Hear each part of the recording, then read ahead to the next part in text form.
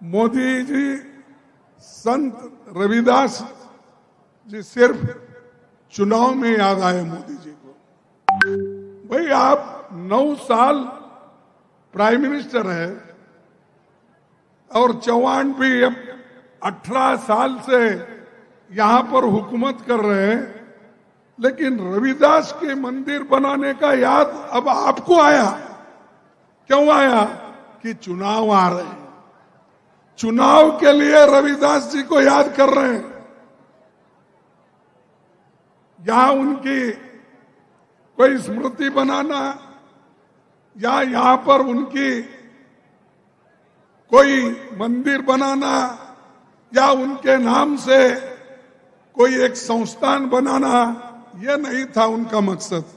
उनका मकसद वोट खींचने के लिए, वोट लेने के लिए क्या करना, वो काम मोदी जी हमेशा करते हैं, यहां भी करके गए।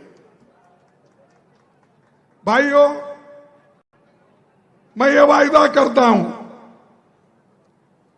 अगर मेरी मगर नहीं आने वाली ही है पार्टी, मेरी पार्टी की सरकार यहां बनी तो पहला ये होगा, उनके नाम से एक विश्वविद्यालय यहां पर खोला जाएगा।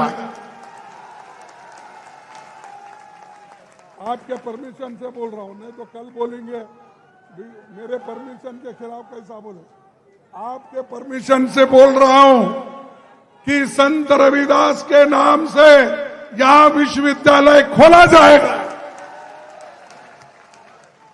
और जो भी अच्छे विचार वालों के स्मरण में, मेमोरी में हम हमेशा कुछ करते आए हैं, चाहे विहार हो, चाहे मंदिर हो, ये सब कर रहे हैं और यहां पर भी हम करके दिखाएंगे।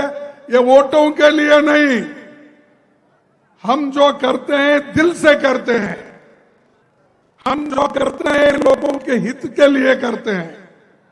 इसीलिए आप ये मत सोचिए कि चौहान ने गेहूं दिया, राशन दिया, वो फलाना दिया, ये कुछ नहीं। अरे सबसे ज्यादा आपको जो फायदेमंद है वो इस देश का संविधान है, वो हमने दिया है। और इन्होंने क्या किया, यहां पर तो मंदिर बनाने का वायदा किया, लेकिन दिल्ली में ये 14 अगस्त 2019 में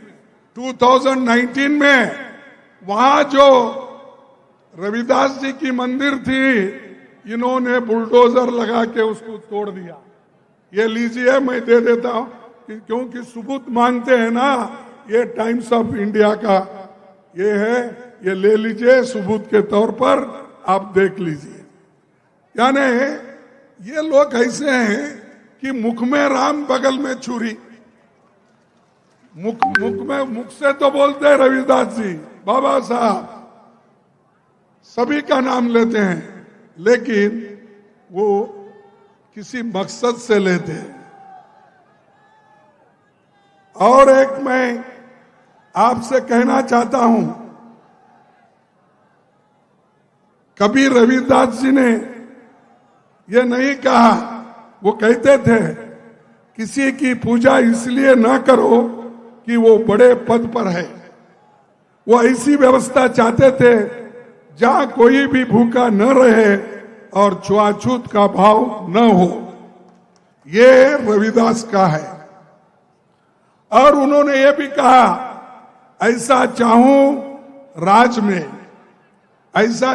राज में मिले सबनों को अन्न, मिले सबन को अन्न, छोटे बड़े सब राम, छोटे बड़े सब सम बसे, रविदास रहे प्रसन्न।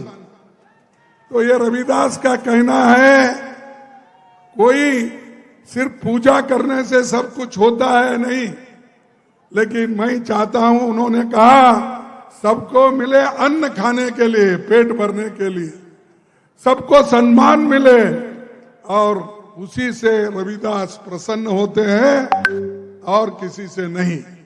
तो ये रविदास जी का कहना है।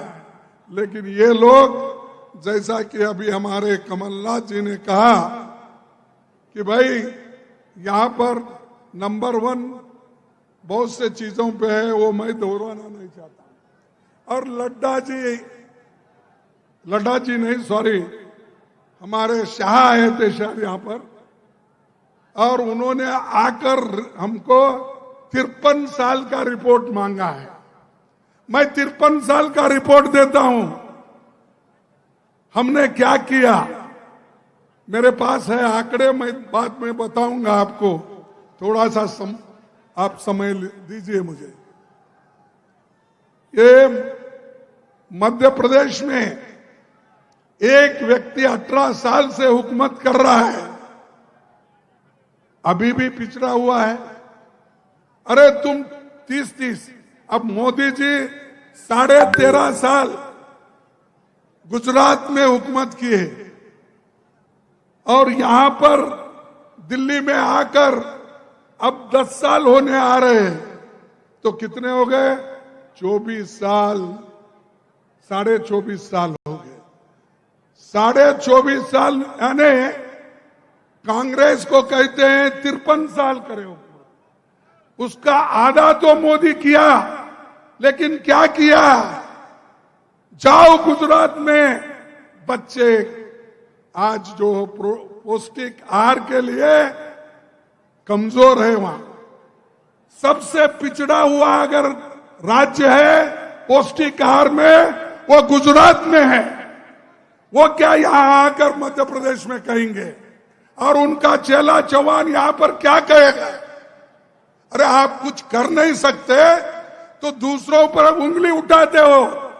हमने जो किया वो सबके सामने है। गौर ने जो किया विश्वविद्यालय का काम, ये मोदी ने किया? क्या मोदी के वक्त में हुआ? आप बताइए। तो ये मैं यही आपसे बताना चाहता हूं कि बीजेपी हमेशा